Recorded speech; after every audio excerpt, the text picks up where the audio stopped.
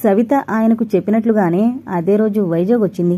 కూడా చిన్న సూట్ కేసుతో తిన్నగా జగపతిరాయ్ గారింటికి వెళ్ళింది.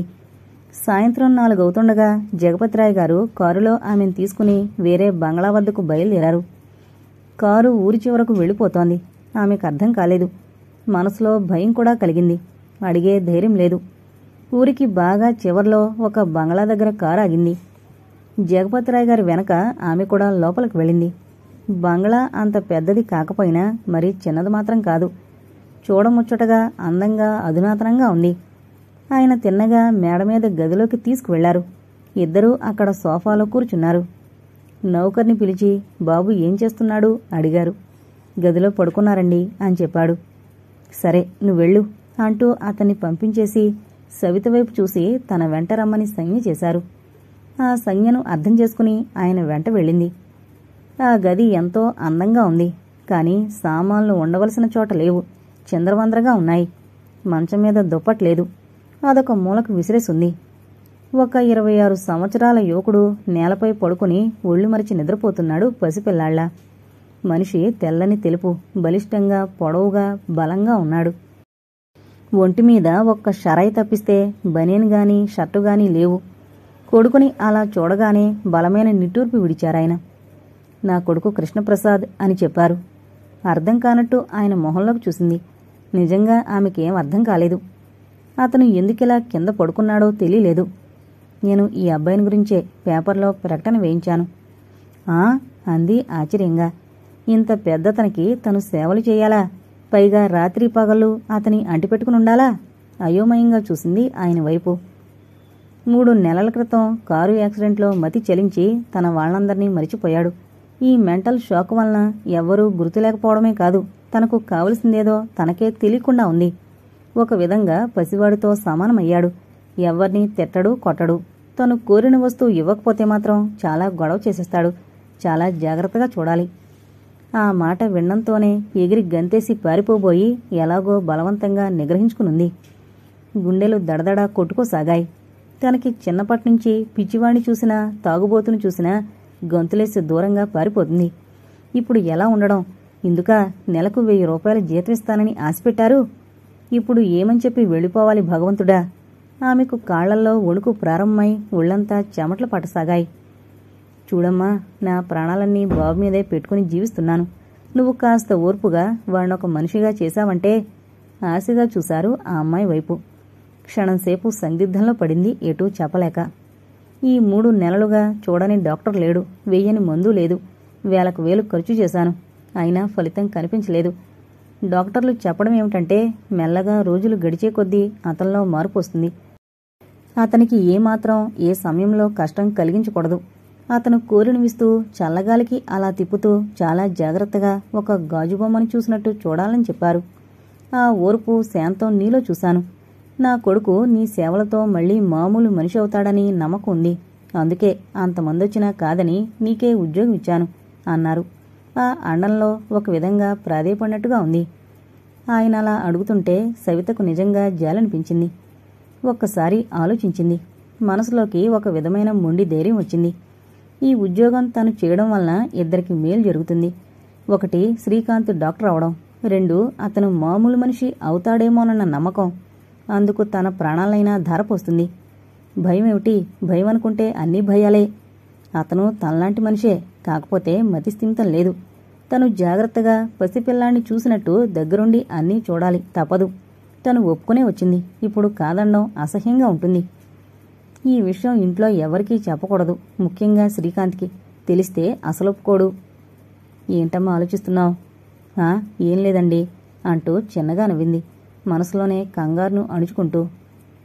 నీకు 3 నౌకర్లు, ఒక పరిచారిక తోడుగా ఉంటారు. గేటు దగ్గర గుర్కా ఉంటాడు, తోటమాలుంటాడు. ఆ అబ్బాయికి మెంటల్ షాక్ తగిలిందని ఎవరికీ తెలీదు. నౌకర్లకి, తోటమాలకి, నీకు తప్ప. నీకు వీళ్లంతా తోడుంటారు. నీకేం భయం లేదు. ఫోనుంది. నీకెప్పుడు ఏ అవసరం కలిగినా నాకు ఫోన్ చేయి. నేను వెంటనే చూసి వెళతాను. నేను అక్కడే ఉండాలి. ఎవరికీ అనుమానం రాకూడదు. ఇక్కడికి మీకు క్యారేజ్ వస్తుంది అంటూ చెప్పారు. ఆయన చెప్పే ప్రతి మాట శ్రద్ధగా ఆలకిస్తూ తల ఊపింది. జగపతిరాయ్ గారు నౌకర్ని పిలిచారు, రామదాసు అంటూ. అతడు రాగానే ఆమె పెట్టి చూపించి ఈమె గది చూపించు అన్నారు. అతడు పెట్టె చేత్తో పట్టుకుని ముందుకు నడిచాడు. సవిత రామదాసు వెంట వెళ్ళింది. గదిలో అడుగు పెడుతూనే గదంతా కలి చూసింది. విశాలంగా ఉన్న ఆ గదిలో ఎక్కడి సామాన్లక్కడ పొందిగ్గా అమర్చున్నాయి. మంచం, దానిపై మెత్తటి పరుపులు, సిల్కు దుప్పట్లు ఉన్నాయి.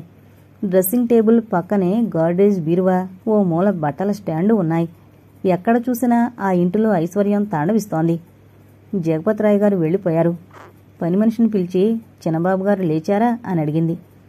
ఏమోనమ్మా, నేను చూడలేదు, వెళ్ళి చూసిరమ్మంటారా అంది. వద్దు, నేనే వెళతాను అని సవిత మెల్లగా ఆ గదిలోకి వెళ్ళింది. కృష్ణప్రసాద్ ఇంకా అలాగే నేల మీద పడుకుని నిద్రపోతున్నాడు. ఆమెకు చాలా జాలేసింది. అతన్ని తట్టి లేపింది. అయినా లేవలేదు. మంచి నిద్రలో ఉన్నాడు. మళ్లీ తట్టి లేపింది. ఈసారి కళ్ళు విప్పి చూసి మళ్లీ కళ్ళు మూసుకుని పడుకున్నాడు. ఆమెకు నవ్వొచ్చింది. పసిపిల్లల్ని లేపితే నిద్రబద్ధకంతో చూసి మళ్లీ కళ్ళు మూసుకున్నట్టు అలా ఉంది ఇతని ప్రవర్తన అనుకుంది. మళ్లీ లేపింది. అతను కళ్ళు విప్పి చూసి క్షణం తేరిపారా చూశాడు. ఎవరి అమ్మాయి అన్నట్టు. లేవండి, చల్లటి నీళ్లతో మొహం కడుకుని కొద్దిగా హార్లిక్స్ తాగుదురుగాని. నువ్వెవరు? భయంగా చూశాడు. నేను మీ స్నేహితురాల్ని, నవ్వుతూ మృదువుగా చెప్పింది. అంటే? అర్థం కానట్టు అమాయకంగా అడిగాడు. అంటే ఎప్పుడూ మీ కూడానే ఉంటూ మీకు ఏం కావలసినా చిటికలో తెచ్చిస్తాను అంది నవ్వుతూ, అతని మొహంలోకి పరిశీలనగా చూస్తూ. ఆమె మాటలు వింటూ ఆలోచిస్తున్నట్టుగా ఉండిపోయాడు. అయితే నువ్వెప్పుడూ నా దగ్గరే ఉంటావా? ఓ, అలాగే ఎప్పుడూ మీ దగ్గరే ఉంటాను. అలాగా అంటూ కళ్ళు మూసుకుని పడుకున్నాడు. అనుకుంది. అతన్ని బలవంతంగా చేయి పట్టి లేపి కూర్చోబెట్టింది. అతను ఆమె వైపు కోపంగా చూశాడు. సవిత లెక్క చేయలేదు. వెళ్ళి చల్లటి నీళ్ళతో మొహం కడుక్కునండి. చల్లటి నీళ్ళతో మొహం కడుక్కుంటే నిద్రబద్ధకం పోతుంది. అతను మాట్లాడలేదు. ఆమె చెప్పినట్టు చేయడానికి ఇష్టపడలేదు. సవిత ఒక టవల్ తీసుకువెళ్లి నీళ్లలో ముంచి తీసుకొచ్చి మొహం తుడిచింది. కృష్ణప్రసాద్ తనని కానట్టు కూర్చున్నాడు. అతని చెయ్యి పట్టి లేవదీసి గదవతల వరండాలో 2 పేం కుర్చీలు వేసుంటే అక్కడికి తీసుకువెళ్లి ఆ కుర్చీలో కూర్చోబెట్టింది. ఆమె చెప్పినట్టుగానే అతను బుద్ధిగా ఆ కుర్చీలో కూర్చున్నాడు. సవిత వైపు రెప్పవాల్చకుండా చూడసాగాడు. నౌకరు ట్రేలో హార్లిక్స్ కప్పు పట్టుకునొచ్చాడు. అక్కడ టీపై మీద పెట్టబోతుంటే అతను ట్రే అడుగున చేత్తో కొట్టాడు. ట్రేతో సహా కప్పు వెళ్లి అంత దూరంలో పడింది. అనుకోకుండా అతను అలా చేయడంతో నౌకరుతో పాటు సవిత కూడా క్షణంసేపు అలా ఉండిపోయింది. ఆమెను చూసి అతను నవ్వాడు. నేను చేసిన పని బాగుందా అన్నట్టు. కప్పు అలా శబ్దం చేసుకుంటూ దొల్లుకుని వెళ్లడం అతనికి తమాషాగా అదేదో గొప్ప పనిగా ఉంది. సవిత కోపం తెచ్చుకోలేదు. నువ్వు చేసిన పనికి నేను మెచ్చుకుంటున్నాను అన్నట్టు చిరునవ్వు నవ్వింది. నౌకర్లను పిలిచి అక్కడంతా శుభ్రం చేయమని చెప్పి మరో కప్పు హార్లిక్స్ వెంటనే తెమ్మని పురమాయించింది. ఆమె చెప్పినట్లుగానే నౌకర్లు అక్కడంతా చిటికలో శుభ్రం చేసి వెళ్లిపోయారు. మరో నౌకరు హార్లిక్స్ పట్టుకొచ్చాడు. ఈసారి ఆమె కప్పు అందుకుంది. మెల్లిగా హార్లిక్స్ అతని చేత తాగించింది. మాట్లాడకుండా తాగాడు. కప్పు పక్కన పెట్టేసి మీకు ఆకలేస్తోందా? టవల్తో మూతి తుడుస్తూ అడిగింది. తల ఊపాడు. యాపిల్స్, ద్రాక్ష తెచ్చింది. యాపిల్స్ ముక్కలు కోసి చాకు వెంటనే నౌకరి చేతికిచ్చి పట్టుకెళ్ళపోమని పండ్ల ముక్కలు, ద్రాక్ష అతన్ని తినమంది. అతను ఆమె అందించినవన్నీ తినసాగాడు వద్దనకుండా. ఇక చాలా అడిగింది. చాలు అన్నట్టు తల ఊపాడు. అతనికి ఎంత తినాలో ఏంటో కూడా తెలియడం లేదు. పెట్టిన మట్టుకు ఇష్టమైతే తినడం లేదా ఊరుకోవడం. అతని అలవాట్లు నెమ్మదిగా గమనించసాగింది. పుస్తకాలు తెప్పించి బొమ్మలు చూపించి ఎలా ఉండాలో ఏంటో వివరించి చెబుతోంది. అతను ఆమె మాటలు శ్రద్ధగా ఆలకిస్తూ బొమ్మలు చూస్తూ కూర్చున్నాడు. ఆ రోజు ఉదయం అతని నిద్రలేపి మొహం కడుక్కోమని చెప్పి బ్రష్ మీద పేస్ట్ వేసిచ్చింది. అతను మొహం కడుక్కునేదాకా అటు ఇటు తచ్చాడింది. అందుకే ఆమె చెప్పినట్టు చేశాడు. టవలిచ్చి స్నానం చేసి రమ్మంది. లోపలికి వెళ్లి తలుపు గడి వేసుకుని బాత్రూంలో ఉన్నాడు. నీళ్ల శబ్దం వినిపిస్తున్నా ఎంతకు బయటకు రాకపోవడంతో ఆమెకు కంగారు ఎక్కువైంది. తలుపు కొట్టింది. పలకలేదు. నీళ్ల శబ్దం అలాగే వినిపిస్తోంది. గంట గడిచిపోయినా తలుపు తీయలేదు. ఏమండి, తలుపు తీయండి అంటూ తలుపులు గబగబా బాధేసింది. అప్పటికి తలుపులు తీయకపోతే నౌకర్లను పిలుద్దామనుకుంది. నెమ్మదిగా తలుపులు తెరుచుకున్నాయి. తలుపుల మధ్య నుండి తల మాత్రమే బయటికి పెట్టి నవ్వాడు. ఒక్క క్షణం అలాగే చూసింది. అతను నైట్ డ్రెస్సు విడవలేదు. ఇంతసేపు షవర్ కింద నిలబడొచ్చేశాడు. తల మీద నుంచి నీళ్లు ధారలుగా కారుతున్నాయి. డ్రెస్ అంతా ముద్దైపోయింది. అతని మీద కోపం తెచ్చుకోవాలో జాలిపడాలో అర్థం కాలేదు. తెచ్చిపెట్టుకున్న కోపంతో చూసింది అతని వైపు. ఆమెను చూసి మళ్లీ నవ్వాడు. ఆమె నవ్వలేదు. మీరు స్నానం చేశారా? అడిగింది. చేశాను. ముఖం ఆ దొలపెట్టి అమాయకంగా అన్నాడు. ఇలాగేనా స్నానం చేయడం? మరి ఎలాగా? నౌకర్ని పిలిచి అతనికి దగ్గరుండి స్నానం చేయించమని చెప్పి ఒక టవల్ తీసుకుని అతని తల బాగా తుడిచి బాత్రూం లోపలికి వెళ్లమంది. అతను స్నానం చేసి వచ్చేటప్పటికి బట్టలు తీసి రెడీగా ఉంచింది. నౌకరు సహాయంతో ఆ బట్టలు వేసుకున్నాడు. కృష్ణప్రసాద్కి ఆ ప్యాంటు కమీజు వేసుకోవడం నచ్చలేదు. ఒట్టి షరాయి వేసుకోవడం అతనికిష్టం. ఆ బట్టలు వేసుకోవాలి అంటే ఒంటిమీదేంటో పాకుతున్నట్టుగా ఉంది. వేసుకోకపోతే ఆ అమ్మాయికి కోపం వస్తుందో ఏమో. అందుకే ఆమె చెప్పినట్టు బట్టలు వేసుకున్నాడు. అతను నిద్రపోతుంటే నౌకర్ల చేత మంగల్ని పిలిపించి గెడ్డం చేయించింది. అతన్ని ప్రతిరోజు వచ్చి గెడ్డం చేసి వెళ్ళిపోమని చెప్పింది. ముందు రోజు మాసిన గెడ్డం షరాయితో ఒంటిమీద షర్టు లేకుండా మనిషి ఎలాగో ఉన్నాడు. నిన్నటికి ఈ రోజుకి అతనిలో చాలా మార్పు వచ్చింది. అసలే అందమైన మనిషేమో ఆ బట్టల్లో ఇంకా అందంగా ఉన్నాడు. దగ్గరుండి టిఫిన్ పెట్టింది. అతను టిఫిన్ తినలేదు. వద్దు అన్నట్టుగా తల తిప్పి మూతి బిగించుకుని చేతులు కట్టుకుని కూర్చున్నాడు. ఆమెకు అర్థం కాలేదు అతని అలకకు కారణమేమిటో. టిఫిన్ తీసుకోండి అంది బ్రతిమాలుతున్నట్టు. నాకొద్దు. ఏం, ఎందుకొద్దు? నాకు తినిపించాలి. కృష్ణప్రసాద్ కనుబొమ్మలు పైకి ఎగరేసి నవ్వాడు. ఆ నవ్వులో అర్థం ఆ పని నువ్వు చేయగలవా అన్నట్టుంది. అలా తినిపించకూడదు, తప్పు, మీకు మీరే తినాలి అంది నచ్చచెబుతున్నట్లు. ఇంకా అలాగే కూర్చుంటూ అన్నాడు. అతని పట్టు చూస్తే పట్టిన పంతం విడిచేటట్టు లేడు. సవితకి ఏం చేయాలో తోచలేదు. తినిపిద్దామా అంటే చిన్నపిల్లాడు కాదు. అంత మనిషికి ఏం తినిపిస్తుంది? సరే, తను ఒక పసిపిల్లాడితో సమానమే, ఏం చేస్తాను అని కృష్ణప్రసాద్కి టిఫిన్ తినిపించసాగింది. అతను టిఫిన్ తింటూ ఆమె వైపు చూడసాగాడు. మరి నీకో? తర్వాత తింటాను నవ్వుతూ అంది. కృష్ణప్రసాద్ తను తింటున్న ప్లేట్లో టిఫిన్ తీసి ఆమె నోట్లో పెట్టబోయాడు. ఆ అంటూ చటుకున మొహం పక్కకు తిప్పుకుంది. ఇందా తిను అంటూ బలవంతంగా పెట్టబోయాడు. ఆమె కంగారు పడింది. తర్వాత తింటాను అంది. నేను పెడితే నువ్వు తినాలి అంతే అంటూ గట్టిపట్టు పట్టాడు. ఏం చేయను, ఎలా చెబితే వింటారు అనుకుంది. అతని బలవంతం మీద టిఫిన్ తప్పనిసరిగా తినవలసొచ్చింది. తను పెట్టిన టిఫిన్ తినకపోతే ఈ ప్లేట్లన్నీ విసిరేస్తానని బెదిరించాడు.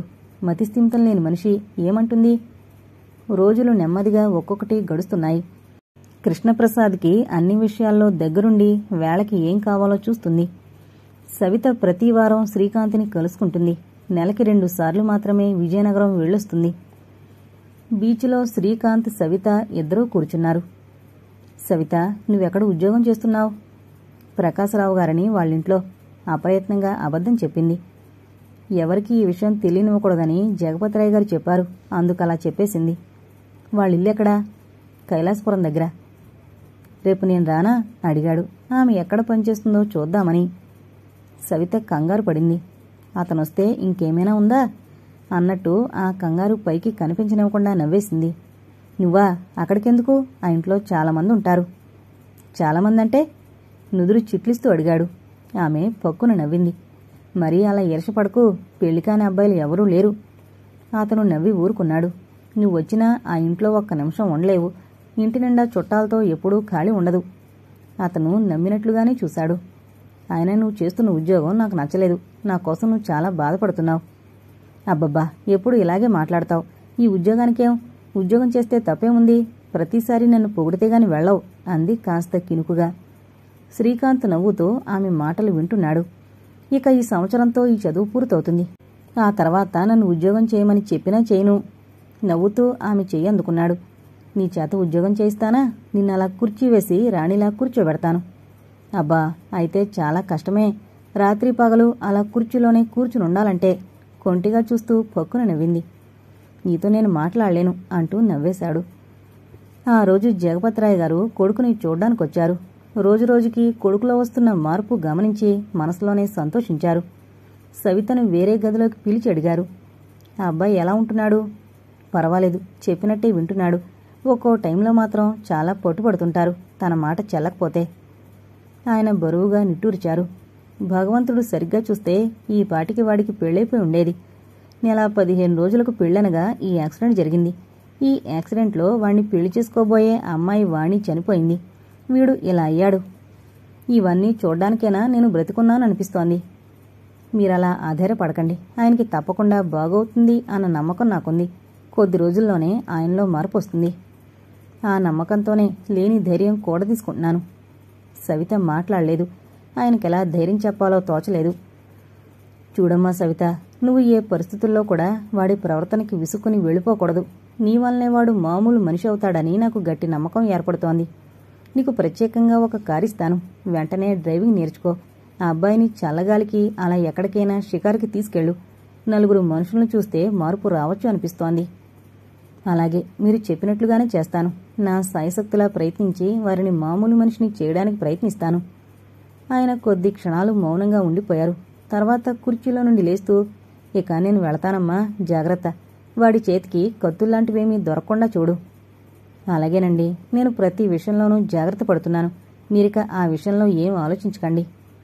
ఆయన చిరునవ్వుతో తల ఊపి వెళ్ళిపోయారు. ఆ రోజు నుండి సవిత కారు డ్రైవింగ్ నేర్చుకోసాగింది. ఆమె సహజంగా తెలివైంది కావడం చేత కారు డ్రైవింగ్ త్వరలోనే నేర్చుకోసాగింది. సవిత కొద్ది రోజుల్లోనే కారు డ్రైవింగ్ నేర్చుకుంది. రాజా జగపతిరాయ్ గారు తలుచుకుంటే సవితకు లైసెన్స్ రాకపోవడం ఏమిటి? ఆ లైసెన్స్ కూడా వెంటనే చేతికొచ్చేసింది. ఆమెకు కొద్ది సంవత్సరాల నుండి కారు డ్రైవింగ్ నేర్చుకోవాలన్న సరదా ఉండేది. ఆ సరదా తనకి జన్మలో తీరదనే అనుకుంది. డ్రైవింగ్ లైసెన్స్ తీసుకున్న రోజున ఆమె పొందిన ఆనందం అంతా ఇంతా కాదు. శ్రీకాంత్ డాక్టర్ అయ్యాక కారు కొనేస్తే ఎక్కడికైనా వెళ్లవలసొచ్చినా హాయిగా తనే డ్రైవింగ్ చేసుకుని వెళ్లొచ్చు. ఆమె మనసు శ్రీకాంత్ పైకి పోయింది. ఆ రోజు కృష్ణప్రసాద్ని నీట్గా డ్రెస్ చేసుకోమని తను ముస్తాబాయ్ వెంట ఒక నౌకర్ని తీసుకుని కృష్ణప్రసాద్ని తన పక్కన కారులో కూర్చోబెట్టుకుని అలా చల్లగాలికి షికారుకు తీసుకువెళ్ళింది. నౌకరు కూడా ఉంటే మంచిది. మధ్యలో అతను ఏం మంకు పట్టు పట్టినా, ఏం గొడవ చేసినా ఇంటికి లాక్కు రావచ్చు. తను ఒక్కరితైతే తీసుకురావడం కష్టమని. అయితే ఆమె ఊహించినట్టు కృష్ణప్రసాద్ ఎలాంటి గొడవ చేయలేదు. బుద్ధిమంతుళ్లా కారులో కూర్చుని రోడ్డు మీద వెళ్లే మనుషుల్ని, కార్లని, బస్సుల్ని, ఆటోల్ని, రిక్షాల్ని వింతగా చూడసాగాడు. వాళ్లను చూడగానే అతని ముఖంలో కలిగే మార్పులు జాగ్రత్తగా గమనించసాగింది. అక్కడ ఓ పార్కు కనిపిస్తే సవితకు అటు చూడమని చూపించాడు. ఆమె అటు చూసింది, కారుని స్లో చేస్తూ. పార్కులో పిల్లలంతా కలిసి వరుసగా నిలబడి రైలుబండి ఆట ఆడుతున్నారు. ముందు నిలబడిన అబ్బాయి నోటి దగ్గర అరచేయి నిలువుగా ఉంచి రైలు కోత వేస్తూ ముందుకు పరిగెడుతున్నాడు. ఆ వెనక ఆ అబ్బాయి చొక్కా పట్టుకుని మరో అబ్బాయి అలా వరుసగా చొక్కాలు పట్టుకుని పరిగెత్తుతున్న ఆ దృశ్యం కళ్లబడింది. పిల్లలంతా కలిసి అలా ఆడుతున్న దృశ్యం అతని దృష్టిని ఆకట్టుకుంది అన్న విషయం వెంటనే గ్రహించింది. పార్కులోకి వెళదామా అని అడిగింది. అతను తల ఊపాడు. కారుని ఓ పక్కగా ఆపి నౌకర్ని కారులో కూర్చోమని అతన్ని వెంట పెట్టుకుని పార్కులోకి నడిచింది. పార్కులో మరికొంతమంది పిల్లలు బంతితో ఆడుకుంటున్నారు. అందరివైపు పరీక్షగా చూస్తూ నిలబడిపోయాడు. అలా అరగంట వరకు ఆ పార్కులోనే ఉండిపోయారు. కొద్దిగా చీకటి పడ్డంతో తిరిగి కారులో ఇంటికొచ్చేశారు. కృష్ణప్రసాద్ మంచం మీద పడుకున్నాడు అన్న మాటే గాని నిద్రపోలేదు. పార్కులో పిల్లలు ఎలా ఆడుకుంటున్నారో అదే ఆట కళ్ల ముందు కదలసాగింది. అతనికి వాళ్లల్లా పరిగెట్టాలనుంది.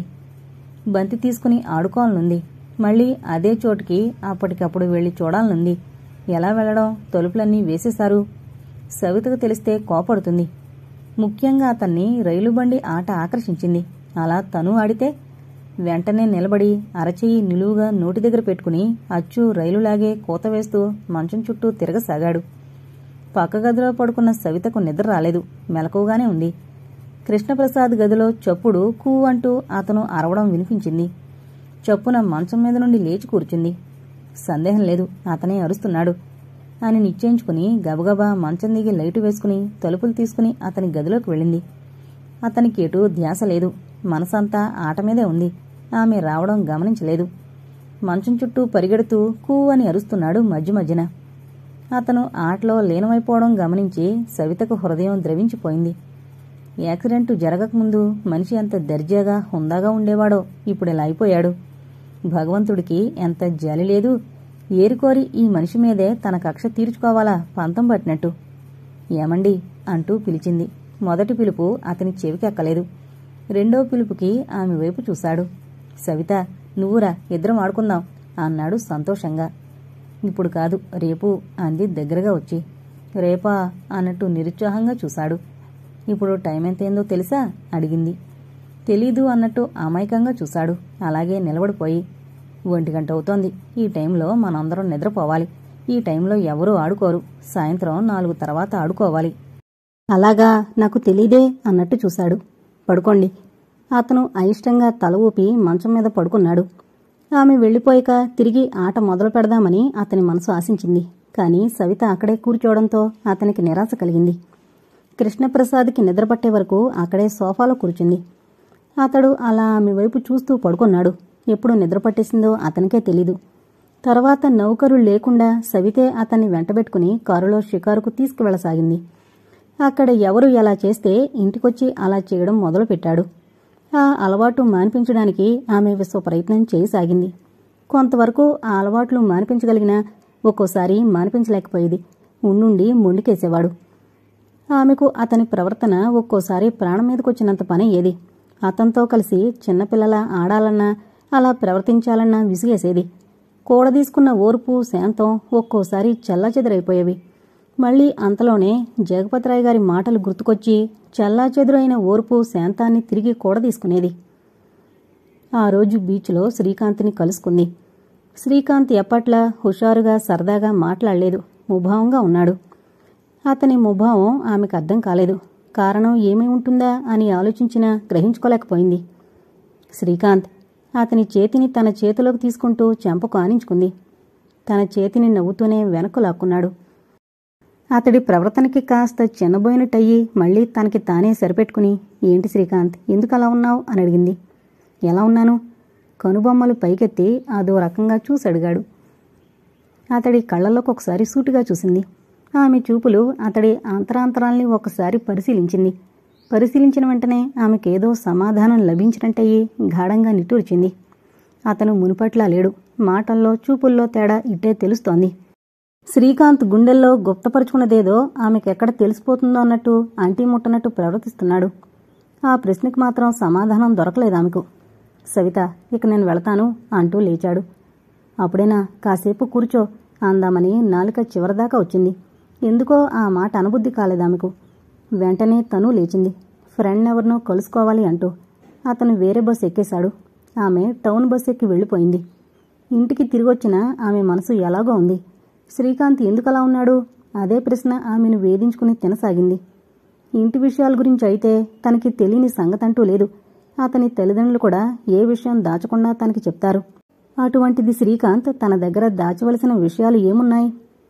తను ఎక్కడ పనిచేస్తోందో ఏంటో ఆ విషయాలు ఏవైనా తెలిసి అలా ఉన్నాడా అంటే కాదు. ఏ మాటైనా ముఖం మీదే అడిగేస్తాడు. ఆలోచిస్తూ ఆ రాత్రంతా అశాంతిగానే గడిపింది. గుండెల్లో ఏదో తెలియని గాబరా వస్తోంది. ఆ రోజు కృష్ణప్రసాద్ స్నానం చేసి కాఫీ టిఫిన్ తీసుకుని హాల్లో పుస్తకాలు చూస్తూ కూర్చున్నాడు. అవన్నీ ఇంగ్లీషు పుస్తకాలే. హిందీ నటీనటుల బొమ్మలున్నాయి ఆ పుస్తకాల్లో.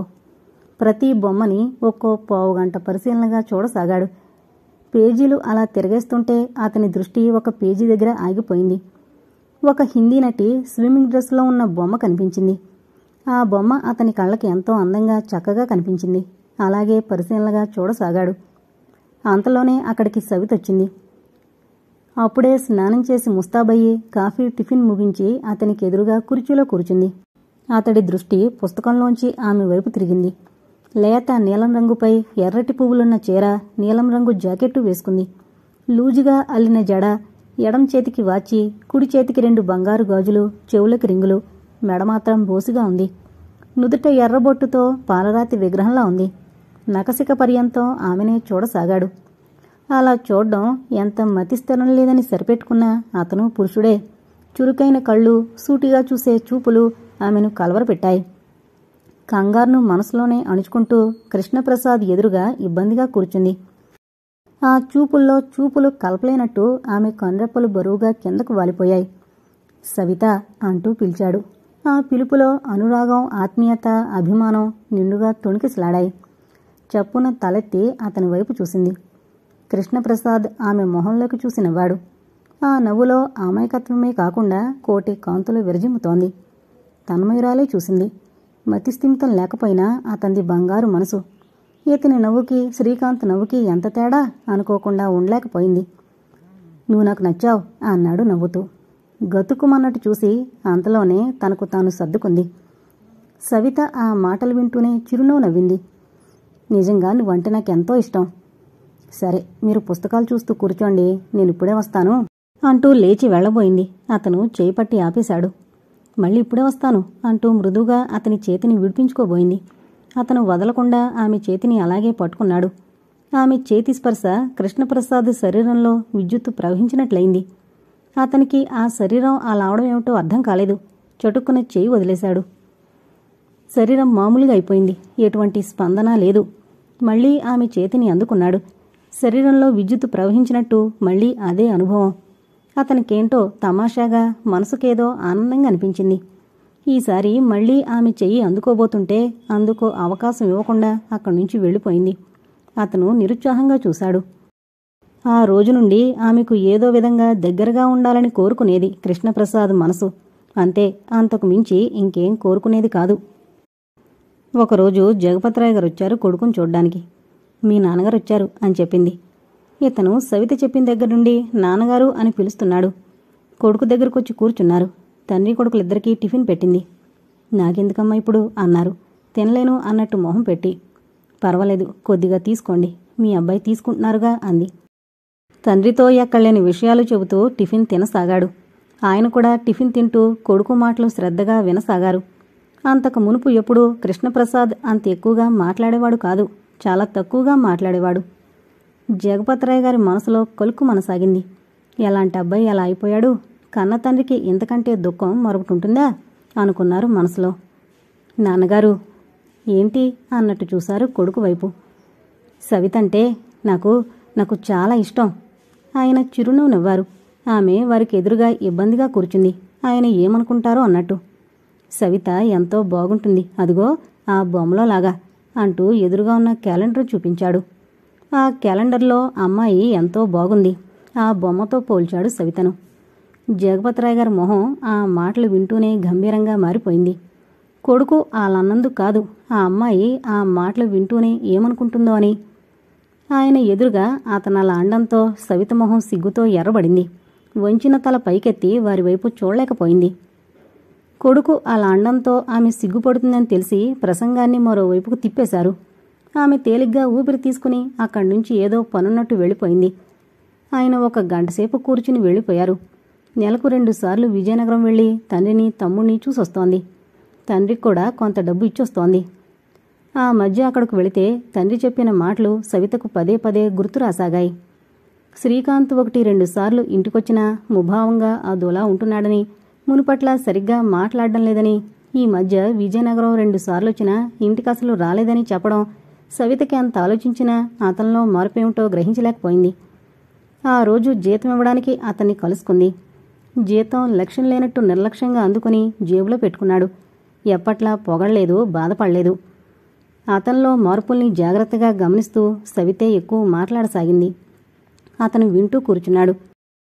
శ్రీకాంత్ మనసిక్కడలేదు, మరెక్కడో ఉంది. చూపులు ఆమెపై లేవు, ఏటో చూస్తున్నాయి. ఉన్నట్టుండన్నాడు. సవిత, నాకిప్పటి వరకు ఎంత డబ్బిచ్చావో గుర్తుందా? అతని ప్రశ్నకు తెల్లబోయినట్టుగా చూసింది. ఆ చూపులకి తట్టుకోలేనట్టుగా తడబడినట్టయ్యాడు. ఆహా, మరేం లేదు, ఎంత డబ్బిచ్చింది గుర్తుంచుకోవడం మంచిది అని అంటూ నవ్వాడు. ఆ నవ్వు మనస్ఫూర్తిగా రాలేదు. నీకిచ్చిన డబ్బు ఎవరో పరాయి వాళ్ళకిచ్చినట్టు లెక్క పెట్టుకోమంటావా? నిష్ఠూరంగా పలికింది ఆమె కంఠం. ఆహా, అది కాదు సవిత, నన్ను అర్థం చేసుకో. ఒక ఆడపిల్ల సొమ్ముతో నేను చదువుకున్నాను అని తలుచుకుంటే నాకెంతో బాధగా ఉంటుంది. అర్థం కానట్టు వింతగా చూసింది శ్రీకాంత్ వైపు. నువ్వు ఇన్నాళ్ళు ఎంత డబ్బిచ్చావో గుర్తుంచుకుని చెబితే ఆ డబ్బు నీకు తిరిగి ఇచ్చేయడానికి ప్రయత్నిస్తాను. శ్రీకాంత్ ఆశ్చర్యంగా చూస్తూ బాధగా అంది. అవును సవిత, నీ డబ్బు నీకు తిరిగిచ్చేస్తేనే గాని నాకు మనస్థిమితం ఉండదు అన్నాడు. ఆ విషయం నువ్వు మొదట ఆలోచించుకోలేదా? ఆ విషయం ఇప్పుడే గుర్తుకొచ్చిందా? మనసులోనే కోపాన్ని మింగుకుని సూటిగా ప్రశ్నించింది. ఆ ప్రశ్నకు వెంటనే సమాధానం చెప్పలేకపోయినా సమాధానం చెప్పకుండా మాత్రం ఊరుకోలేదు. ఎందుకు ఆలోచించుకోలేదు? ఆలోచించుకున్న తర్వాతే నీ డబ్బు తీసుకోవడం మొదలుపెట్టాను. ఆ డబ్బు తిరిగిచ్చేసేదాకా పెళ్లి చేసుకోకూడదని కూడా నిర్ణయించుకున్నాను. శ్రీకాంత్ అయోమయంగా చూస్తూ అంది. అయితే అంతవరకు పెళ్లి మాట తలపెట్టవా? నీ అప్పు తీరిస్తేనే గాని పెళ్లి మాట తలపెట్టను. నీ చదువు పూర్తవగానే పెళ్లి చేసుకుందామన్నావు, గుర్తుందా లేదా? ఎందుకు గుర్తులేదు? గుర్తుంది. పెళ్లి చేసుకుంటే భార్యవే కదా అని తిరిగి ఇవ్వకపోవచ్చు. అందుకే నీ డబ్బు నీకు ఇచ్చేశాకనే పెళ్లి మాట తలపెడతాను. నేను నీకెప్పుడూ అప్పుగా ఇవ్వలేదే. నువ్వు ఎలా ఇచ్చినా నేను తీసుకోవడం మాత్రం అప్పుగానే తీసుకున్నాను. మంచిది. ముక్తసరిగా అన్న గుండెల్లో దుఃఖం సుడులు తిరిగింది. అది ఏ క్షణానైనా కట్టలు తెంచుకుని కన్నీటి రూపంలో బయటకు ఉరుకుతుంది అన్న భయంతో, వస్తాను శ్రీకాంత్, చాలా టైం అయింది, నేనొచ్చి అని లేచింది. అబ్బా, అప్పుడే వెళతావా? మరి కాసేపు కూర్చుందు అని అతననలేదు. పైగా ఆ మాట ఎప్పుడంటుందా అని ఎదురు చూడసాగాడు. సవిత అలా అండంతో తల ఊపి అతను లేచి నిలబడ్డాడు. ఆమె ఇంటికొచ్చేసింది.